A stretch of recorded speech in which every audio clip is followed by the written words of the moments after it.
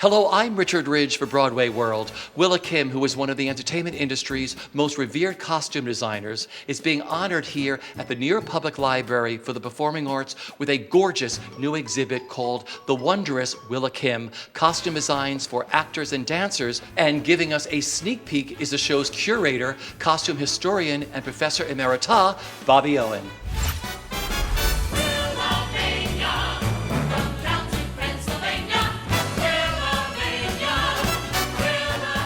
So we are in the Astor Gallery, which is one of the two large galleries we have here at the library. It's actually on Lincoln Center Plaza. It's in the same building as the Vivian Beaumont Theater. So if you're here to see a show, to see Camelot, you can just pop right over and come see us at the library. This is an exhibition that's a long time in the making, actually. It was one of the very first collections that I acquired as a curator, the Willa Kim collection, and we immediately knew we had to do an exhibition with it. So we were planning to do the exhibition actually in March of 2020, and well, things happened. And so we're very happy that we're at last able to showcase this really marvelous work by Willa Kim. We knew that we wanted to hire someone who had real expertise in costume design and who also really knew Willa Kim's work. And so I began to think of who we should get, and the first name that came to mind was Bobby Owen, who literally wrote the book on Willa Kim. Willa Kim never used a piece of fabric that came directly from a fabric store. It always had to be dyed or painted or washed 1,000 times, or beaded or embroidered or appliqued. I mean, you could go to a fabric store, the great fabric stores that used to be in the garment district and the few that are still there now, and buy a piece of magenta crepe de chine, but it wouldn't be nearly as vibrant as one that she would have dyed, and she would be saying it has to be exactly that color. So when you look at this wall of swatches, it kind of starts with what came from the fabric store at the bottom, and as you move your way up, it gets more and more embellished, more and more covered with the kinds of things that she would be thinking about, until you get to the very top, and there she is with her great maker, Sally Ann Parsons. Doesn't matter how good a costume designer is, if there's not a good maker, they're not going to come alive on stage. And Willa and Sally Ann worked together wonderfully to be able to create these things. Now, this is a Peter Allen sketch, of course, from Legs Diamond, one of my favorite musicals. Right. That's stunning. Isn't it amazing? And again, that had to have been painted. Yeah. So that you're not going to find fabric that looks like that, nor are you going to find a hat that looks like that. It's got to be put in exactly the right place. Just beautiful. Can I show you some more Legs Diamond? Let's see some more Legs Diamond. So I don't think Legs Diamond was a particularly successful show, although everybody who was associated loved it.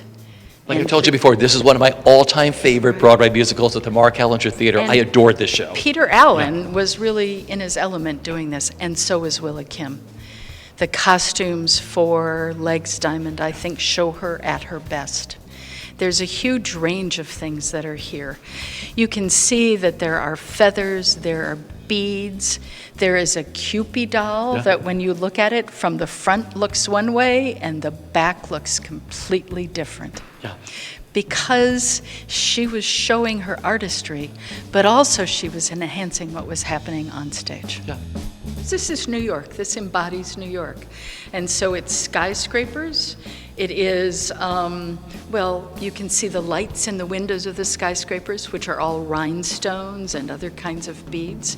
And you can see the most beautiful mylar colored airplanes circling the island of Manhattan. This is from Papillon, which is an Elliott Feld ballet. And what you see here is the Mama Butterfly. Willa Kim did both the sets and the costumes for this ballet. And what it was a background that was really painted sky colors with a spider web on the top. I just love that she did the sets and costumes. Yeah, like Raoul Pendebois before her, she did sets and costumes. Not as often did she do the scenery, but she had her hands in that. Willa Kim won her first Tony Award for Sophisticated Ladies, and when you look at the things that are here, you understand why. Judith Jameson's suit that's here, when she danced, you saw that there was red inside the pleats of her skirt, and it was so beautiful as she went across the stage. when Willa Kim read a script, she doodled all over. She started making lists of things, and her attention to detail was so great that when she found something in the script she didn't think was accurate, she wrote it down.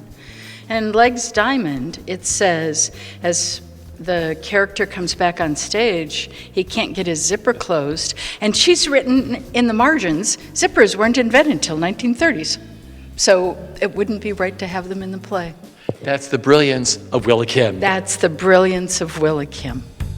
We're at Victor Victoria, aren't we? This is Willa Kim's last Broadway show, and what a wonderful Broadway show to have to be your last one.